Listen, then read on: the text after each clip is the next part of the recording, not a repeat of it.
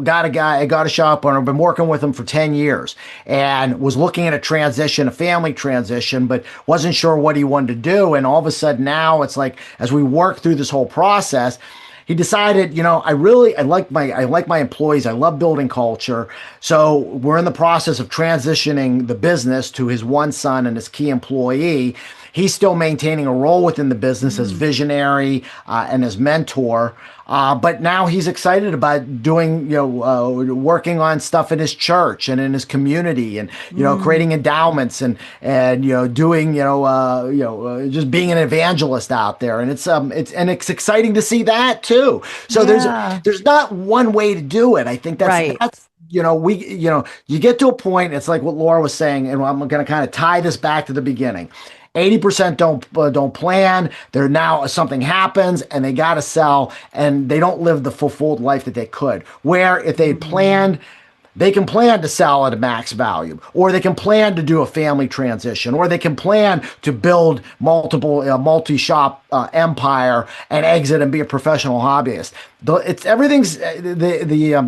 unlimited out there what they can do. You can create your future, but you can only create your future if you plan for it.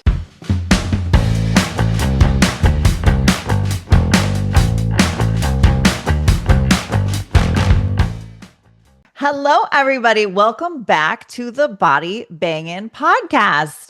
Now, today we are talking with two guests that you've seen before. And if you haven't seen them before, you're really going to love today. Man, even if you have seen them before, you're going to love today. We have Laura Gay and Matt DiFrancesco on. Hi, guys. Hey, how you doing? Hey. Hey, they are back. I've had them on a couple of times. Their episodes are always really popular, and it's interesting because what we're going to talk about today is something that every single person has to deal with if you are owning a shop. Whether you want to think about it or you don't want to think about it, it's something at some point in time, either you're going to have to think about it or your family's going to have to think about it. So, I'll just do a quick introduction and we'll kick this off. Laura is the founder of Consolidation Coach, and she also has a new crazy good podcast called the Consolidation Nation. And then we've got Matt, who's the founder of High Lift Financial, and he also has a podcast, Your Business, Your Life. So, we love our podcasts. That's right. That's exactly right. So if you're listening to this one, go check theirs out too.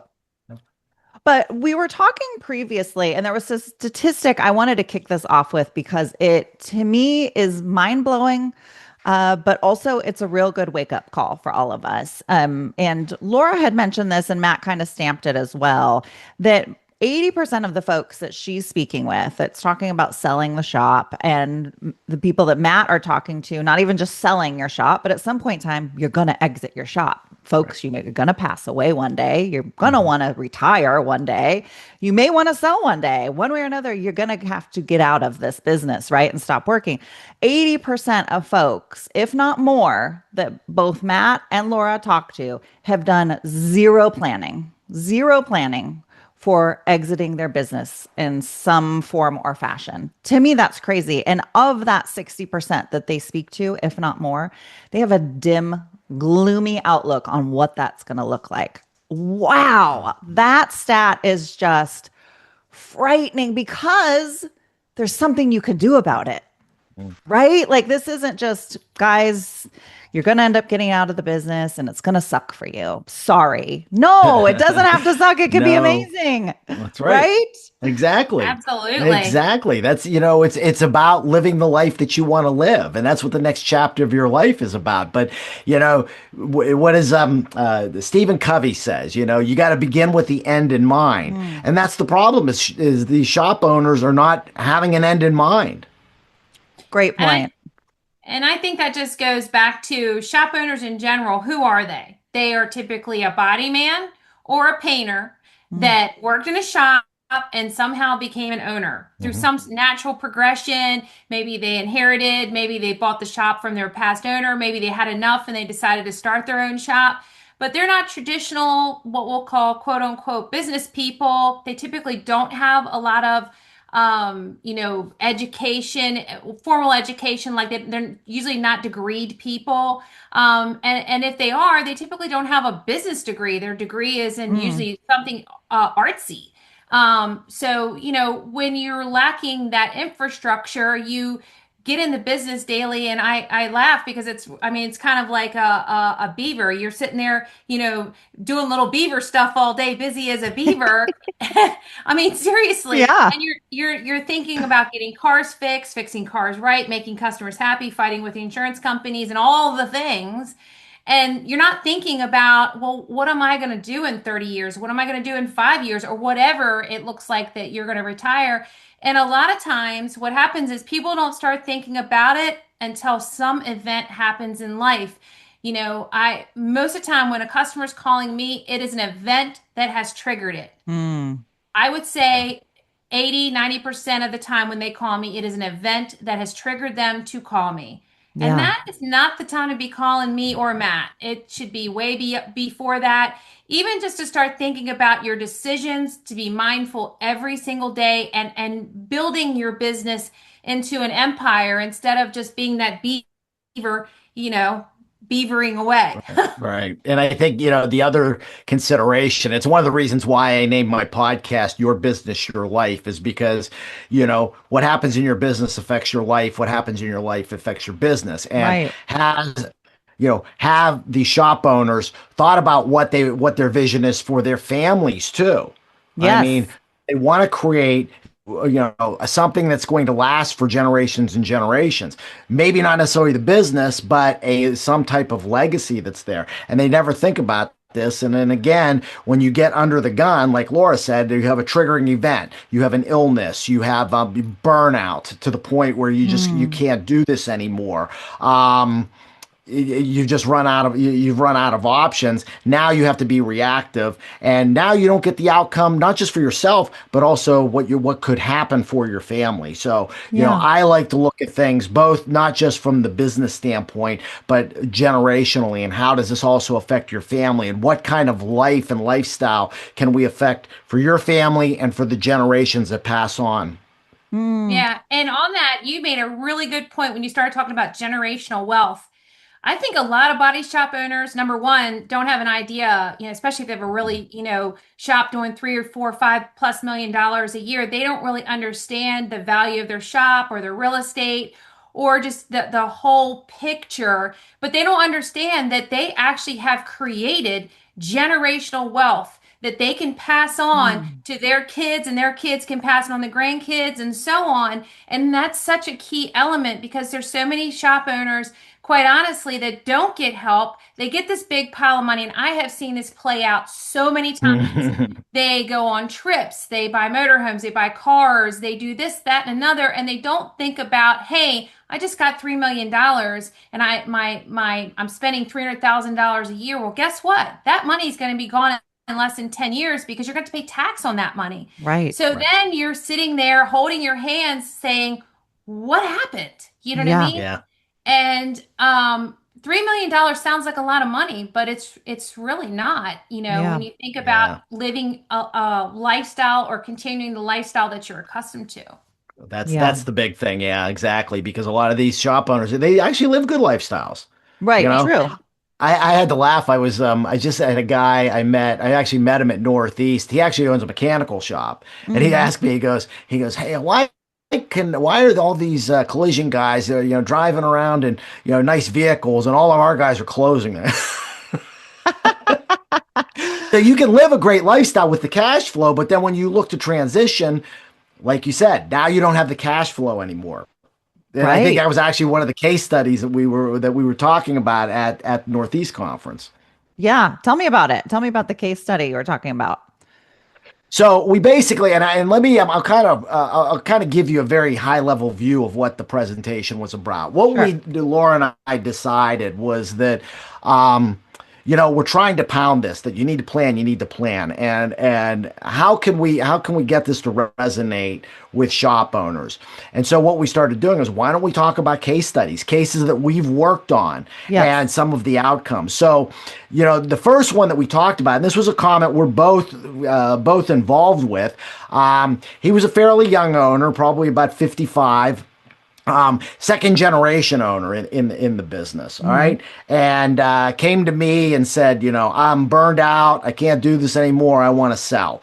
I brought Laura in. We did evaluation. And what I typically do is, as I'm doing this initial planning, I'm helping them to create what this vision of what they want their lives to look like, and then how much income is it going to take, and then Yeah. I do a personal financial plan too with them, looking at what's our business value, what do we have in personal assets, can we generate the income.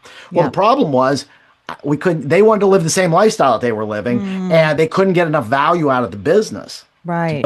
do that. But because he hadn't given himself some time to say, well, Mm, let's build value. Now we're limited on options. He says, I don't have any key employees that are interested. He's got two daughters. They've got their own careers and something else. So now he's limited all of his options. If he right. would have come, 5 years, 5 years, 7 years, 10 years earlier, we could have started to build a plan to help him and create multiple options for him. Yeah. Maybe he, maybe if we made that shop less owner dependent, where he wouldn't have the stress, he could Mm, still enjoy the cash flow, all right, and not have to work as hard. true. Or then we build value in the business that then we can go to Laura and we can sell it for high valuation and be able to have enough left over after taxes, plus their personal assets to live the life that they want. Do you want to Mm, add anything on that, Laura? Just that again, that the planning piece is just so important, like Matt and I keep saying.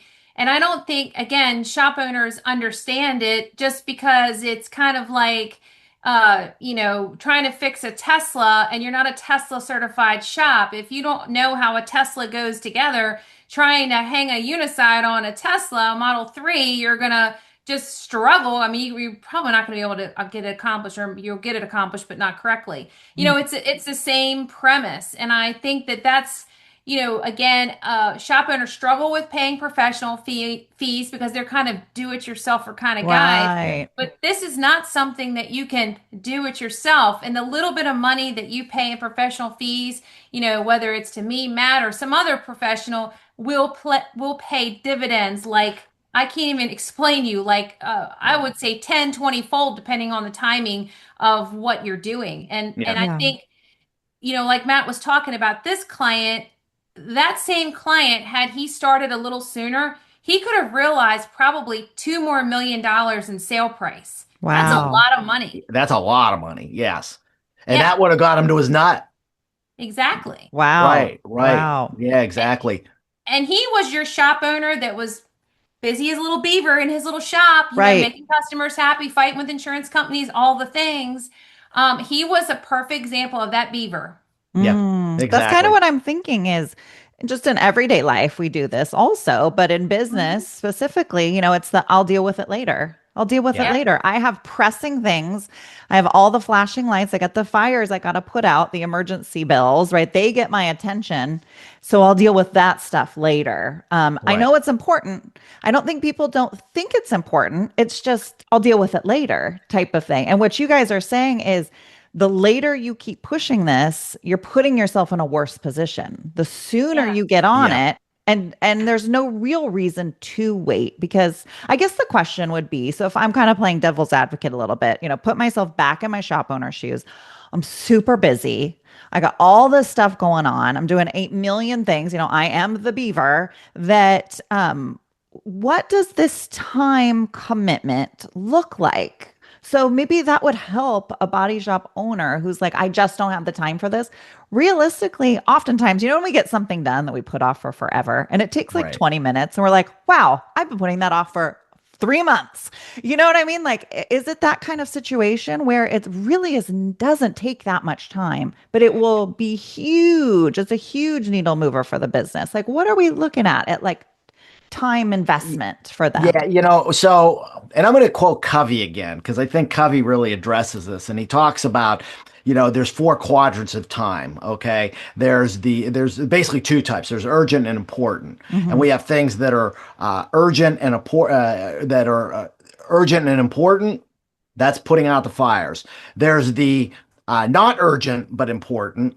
There's Hmm. the not urgent, not important. And then what was the third one? So the third one would be The, not important but urgent. I think yeah. I got all of them. Yeah. Yeah, Yeah. get the gist. All right. Yeah. Here's the problem: is we're putting out fires over in this quadrant, but if we do the important, that's not urgent. That's planning. Yes. Okay. Yes. We start to limit the fires that we have on here. And I know Laura probably gets tired of me talking about this because I always talk about the different types of time: tactical time, strategic time, and renewal time. Mm. And if you're a business owner, if you really want to grow your business, you have to start investing more and more into strategic time, working Mm. on your business, not in your business. And I get a lot of shop owners that say, I don't have time to work on my business. I wish I had the time. Actually, that was one thing he told me. He was like, I wish I had time to work on my business, but I got too much to do. That's Yeah. your problem. Okay. Right. And again, if you I think this is where owner dependency comes in. If you can work with somebody who can help you to become that your shop to become less owner dependent, guess what? Now that frees you up to think much more strategically. True. Okay. So I guess to answer your question, it really is it's gonna vary on how in depth you want to get as far as the time that you want to invest. I Hmm. would suggest you want to invest a good amount of time. Now, typically, what I do initially when I have a client, if they come in and want to do the planning phase, it's typically about a 5 meeting process, and it's about Okay. an hour each meeting. Okay, Okay. That's not spread terrible. out over a 60 to 90 day period. Okay. But sometimes I will at times I'll have to give them assignments if there's certain, Right. I don't have, accurate financials if we need to clean those things up. But for the most part, you're looking at about a 5 hour commitment over a 60 to 90 day period to just get a plan in place. Right. Okay. But you've got to think about it as an Yes. investment in your time. Right. And this is why I think it's important. I want to go back to Laura's point about hiring somebody. That the benefits of doing that. First off, they can guide you. They can lead you by the hand. Like I've been doing this for 20 years. Laura's been doing it. Has owned a shop and then been doing M&A for 10. So we've got experience doing this. All Yes. right. The other thing is too, we're not in the battle as the shop owners. Okay. Mhm. I always loved in the Revolutionary War movies, you always see here's the generals, they're up on the hilltop and they're beating the drums were giving the signals for the troops. Why were they on the hilltop, or why now in modern day warfare, they're in a trailer in Tampa. Okay. When the war's going on in the Middle East. Okay. Right. Right. Because they can see that, because they're not in the battle and the guns and the smoke and the cannons aren't going off, they can see much more clearly Right. and to be able to guide where the troops need to go. And so Right. having that outside person who is not emotionally involved, and this is an emotional process. Yes. I always say we're probably 90% psychologists, 10% financial people. Okay. Because the financial part is easy. I mean, Mm. I know how to put the pieces of the puzzle together on a financial plan. Laura knows how to put the pieces of the puzzle together on an allocation on a sale. Okay. But what it is navigating the emotional aspects and that the client goes through, because this is a big change of life as much as Yes. losing a spouse, getting married, any of these big changes, transitioning your shop or transitioning either out of the business or how you're going to work in the business is an emotional thing. And I Yeah. think it's good to have somebody who can help you to navigate that. Yeah, I'll tag on to that to say that I think that, this comes in phases. You're going to do a what I'll call a discovery phase. And like Matt said, 5 hours on his side, on my side, you're talking about probably 2 to 3 hour commitment, probably 3 hour commitment. And I think after you've done that discovery, then you can kind of figure out, where are you? Right. Are you here? Are you here? Are you almost there? Like what can you do to realize what it is that the goal that you want to get to? And a lot of times I think that's what happens is we have a goal in our brain, but we don't step back to think about how do we get there. That's We it. just keep feeling like we're doing all the right things. And sometimes those right things aren't the right things. True. True. Great point. Yeah. Well, and oftentimes because we're smart people, we're owning businesses, we're running things, we're intelligent folks. We get stuff done, right? The G-rated version of that. We get it done. um, so a lot of us, I believe, feel like we could do this. We could just do this on our own. We know what our goal is, so we'll just figure it out. And I just need to set aside a little time, and I'll figure it out. I think part of the issue is we don't, and I'll say we as shop owners, we don't know where to start. We really don't know where to start. And then even if we do start, immediately it's now what? And yes, you can try to do it on your own. You know how many hours you're going to spend trying to figure this out. You want to talk about lack of time. You don't have very much time. Do you know how much time you're going to waste running in circles and potentially getting nowhere versus working with somebody that will coach you through it to get the most out of that, those 1 hour blocks? You're going to get more out of a 1 hour block than you could have spent in a year trying to do it on your own, right? So true. So true. Talk about the value of time, value your own time enough to know, I know I want to get there. I don't have the bandwidth to try to even comprehend all of this. Yeah. You guys know, you see the pitfalls. And just like Laura said, there's a lot of things that people think they're doing right. Come to find out later, man, that was not the right direction, because we don't know. As humans, we don't know what we don't know. And you guys are able to expose us, people that you're working with, to things that they're like, I didn't even think about that. Wow. Could be a big game changer, right? So I think the ignorance is bliss. Now, ignorance can also be a huge problem for you, because now you've gone a totally different direction, or you've done nothing. Now you got a problem. Yeah.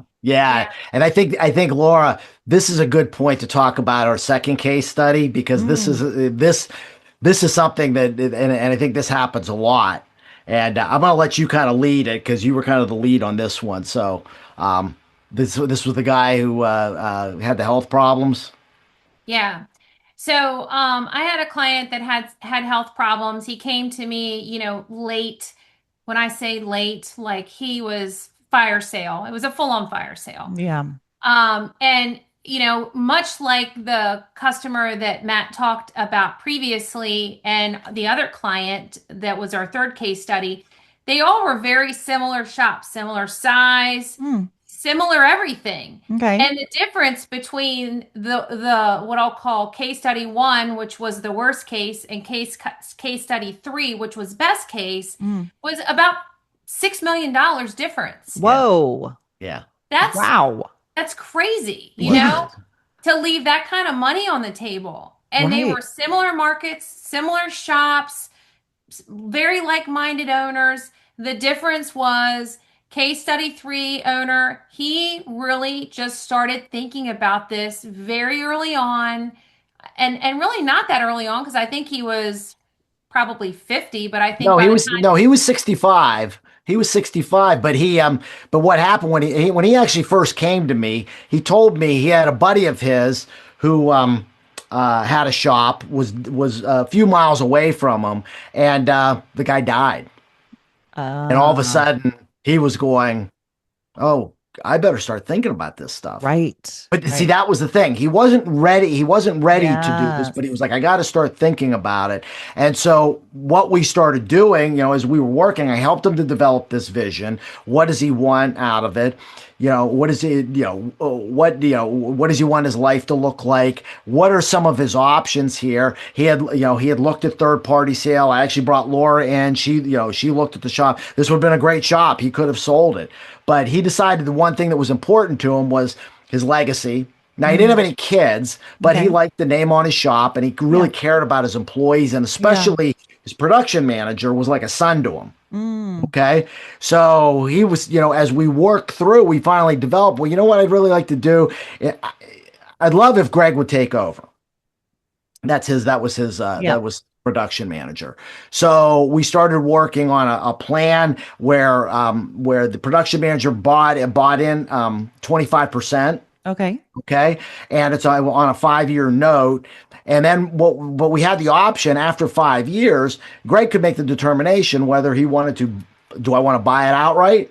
Mm, Which was fine with Andy. Does he want to just maybe buy another portion? If Andy wasn't ready, like Andy just he wanted to become wanted the shop to be less dependent on him, and we right. developed it where it was not owner dependent just on him. Mm, And then if he wanted to sell, we could go to market. And he's like, I don't care if Greg gets 25% of it. I'd like him to benefit. He's helped me to grow it to this. right. Right. So Right. now he's got options, and that's why he's been able to grow now. Mm-hmm. The other thing you didn't mention, Matt, was he was really concerned about his customers, his community. Correct. He really wanted his legacy to be there for, his community that he's been servicing for all these years. I mean, it Yeah. was 35 plus years, if I remember correctly, I that think he it, yeah, he was. I think he was over 40. Yeah.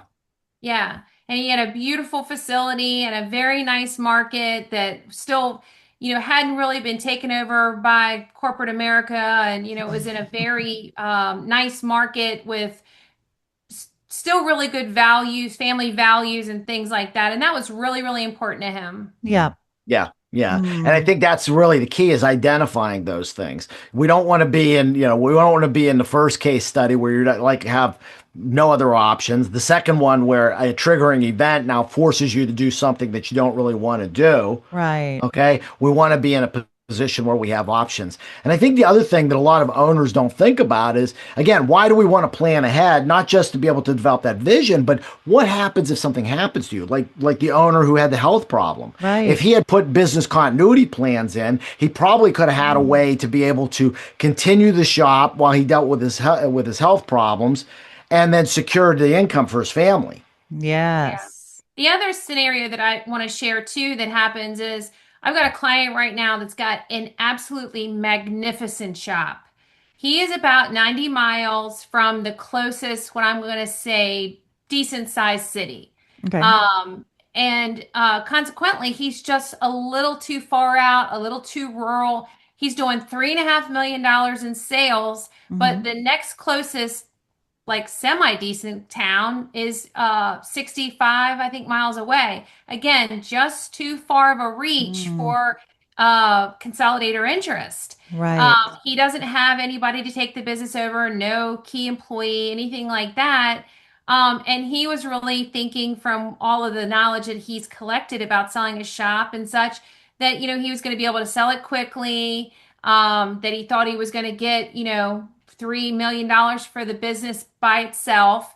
And really, he's going to have a tough time selling it. And he's probably going to realize more like 1.5 million to 1.7 million, million Mm, point seven for it. And that's Um, pre-tax, right? yeah, pre-tax. mm, And that ultimately is, he assumed, you know what I mean, that, everybody else is getting it. Why aren't I? right. When in reality, if something is in Columbus, Ohio versus, some middle of Montana, it's not going to trade at the same value. And I Right. think people also think, well, if he got it, I can get it. And that's not the case. It's very market dependent. And that's where people leave money on the table when they are exiting. Right. Mm, And the markets change a lot and the demand changes and the values change a lot. I mean, really, it's Correct. like the tide. Yeah. right. Value is only what somebody's willing to pay for it, Amen. right? Yeah, right.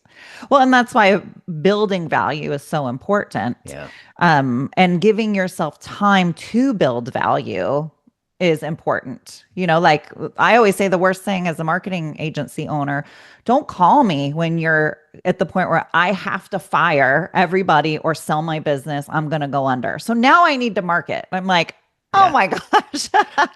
If you would have started this even 6 months ago, this Right. could have shifted. But, similar to what you guys are talking about, whenever we're just reactionary, which again goes back to the whole, I love the whole beaver thing because that seems to be the issue. We get so stuck in the, what is it, urgent and important, You're right.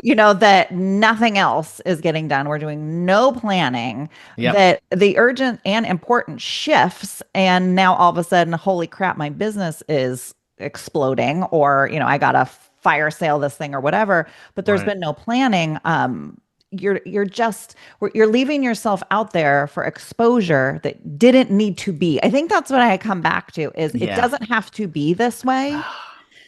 So take the time, invest the money, and invest the time to set yourself up for the future. Because I mean, I see Laura's clients who have used her and worked with Matt, and they're showing photos of them traveling and them buying that motor home, and they have a succession plan and whoever is taking it over, but they took the time Hmm. to do the planning, and now Yeah. they're loving their life. And I've seen the texts that Laura gets from people after they've sold, and they are just so over the moon happy. And I've told her before, oh my gosh, doesn't this just make your heart so happy? This Yeah. is Yeah. like why you do what you Does. do, right? Exactly. It does. It Yeah. really is what's motivated me to do what Hmm. I do and why this whole business got started because I got tired of seeing people get screwed by the consolidators over and over again and leaving money on the table. Yeah. Literally, you're paying me and Matt pennies to change your Oh life. God, And I Right. yes. think literally, I mean, it really is life changing.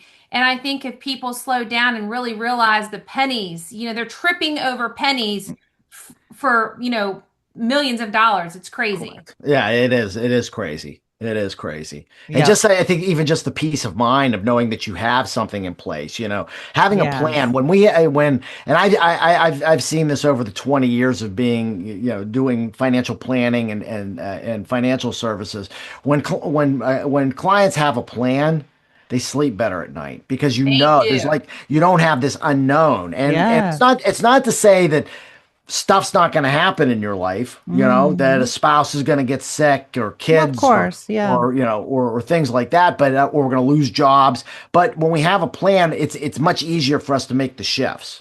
Yes. Much easier to make the shifts. So, and I had one client who had a health problem and you know, had to retire early. Okay, but luckily because we had done all the work up front, it was kind of like, let me crunch the numbers. You're good. Here's how we're going to do it. Mm. Here's how we're going to secure your income. Bum bum bum, and boom, it was very smooth. It was Wow. same client previously, 10 or 15 years ago, husband died. But because we had done the planning, Oh, it was wow. very easy to navigate. And that gave her the time to be able to grieve. All right. Yes. So I Wow. think that's the planning just will give you that sense of peace. It'll give you direction on where you want to go. And Yeah. like I said, again, I just people don't plan to fail; they fail to plan. I think Yes. also, Absolutely. I think also people don't think about life as tickets to the fair. We only get Yeah. so many tickets to ride the rides. We Mm. only get so many tickets to life. There's only Hmm. Right. so many days, there's only so many years, and keeping it real, I'm going to be 54 next week. And the stuff is really starting to hit me hard. Mm. And if you think about it, in 20 years, if the Lord blesses me, I'll be 74 years old. At 74, the gas in my engine, the tread on my tires is going to be thin. Right. So I think realizing and thinking about, there's only so many tickets to the fair. It's so Mm. important to plan. And it's also important to take care of your health. I mean, I Yes. know that's unrelated to Yeah. what we're talking about today, but I know that personally, like since 2019, that's been my focus 3000% is just all the things to make sure that longevity and being able to live the lifestyle that I want. And I think Mm. that's what's Matt and I are trying to translate today. There's only so many tickets to the fair of life. And when you're out of Right. tickets, you're out of tickets. And I think a lot of times people don't think about it. And then what happens is they get to a point where they've got this life event and they're out of tickets and they're freaking Yeah. out, and that's Right. not fair. We work Yeah. too No. damn hard in life not to realize and get to do the fun things in life. I literally have a basket in my room that I instead of a bucket a bucket list, it's my basket list Basket list. There you go. That's because good. because the bucket's ugly and the basket's cute. Yes. But literally, like I literally, I there's a golf course in Idaho I want to play that's got floating greens. Like I just literally Ooh. put that. I've been wanting to do it, but I just remembered I wrote it down today and I put it in my basket. So Yeah. there's so many things in life that we say, oh, I want to do that one day. Well, you know what? You need to like really again plan to do those things, Exactly. Right. Life Yeah. is too short. And you're exactly right. That's something I do with every client is we start coming up with a bucket list. One of the things that I do is I'll go through as we're doing the planning process and I'll sit down and like, okay, I'll look at their time. Okay, so let's say you're going to retire or exit your business. All right. All right. Where are we going to spend our time? Well, I want to play golf. All right. Well, how much golf can you play? Well, I play like 3 days a week. Okay. 3 days a week, 18 holes. Yeah. Okay. That's 12 hours. Right, Four right. times three. Okay. Oh, we got 168 hours in a week. Okay. We're going to sleep this. We're going to sleep, 8 hours a day. Okay. And I start adding it up.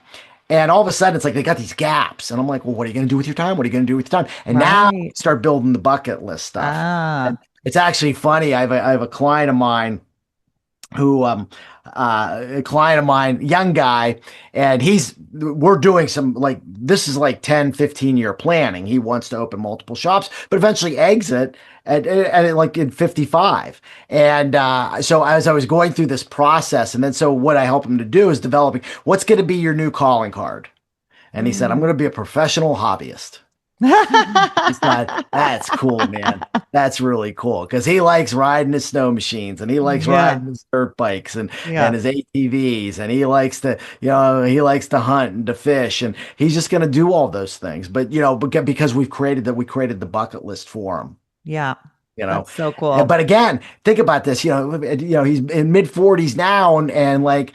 He's got something to look forward to. That's why he's fired up about building his business. Right. He's the most coachable guy, the most coachable shop owner I've ever worked with because he has a vision now.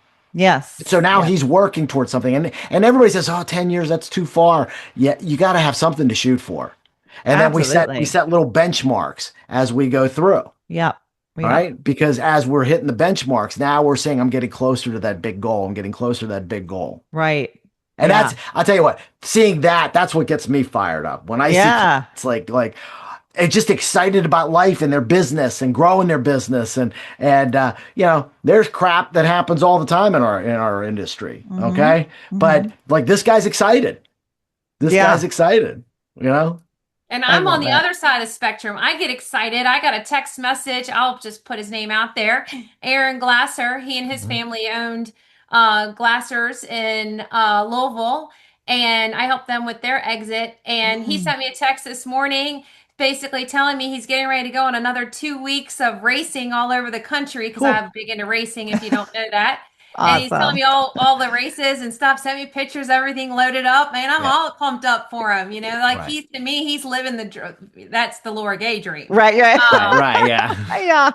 Yeah. So, that's what excites me. And I had another client that sold out in Iowa and he rides motocross and he'll send me pictures of him doing that. And his partner, she goes on these awesome vacations. She sends me pictures of all her fun vacations. And, that's what gets me excited because that helps me to say, gives me, it's the fuel for me that fuels me to help the next person to realize, like Matt says, their dream. Oh yeah. Here's a completely different example. Got a shop owner. I've been working with him for 10 years and was looking at a family transition, but wasn't sure what he wanted to do. And all of a sudden now it's like, as we work through this whole process, he decided, I like my employees. I love building culture. So we're in the process of transitioning the business to his one son and his key employee. He's still maintaining a role within the business as visionary and as mentor.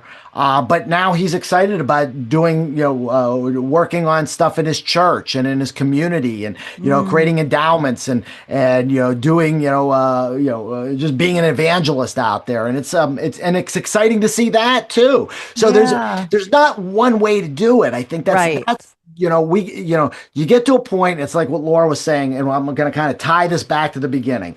80% don't plan. They're now something happens and they got to sell and they don't live the fulfilled life that they could. Where if they planned, they can plan to sell at a max value, or they can plan to do a family transition, or they can plan to build multi-shop empire and exit and be a professional hobbyist. It's unlimited out there what they can do. You can create your future, but you can only create your future if you plan for it.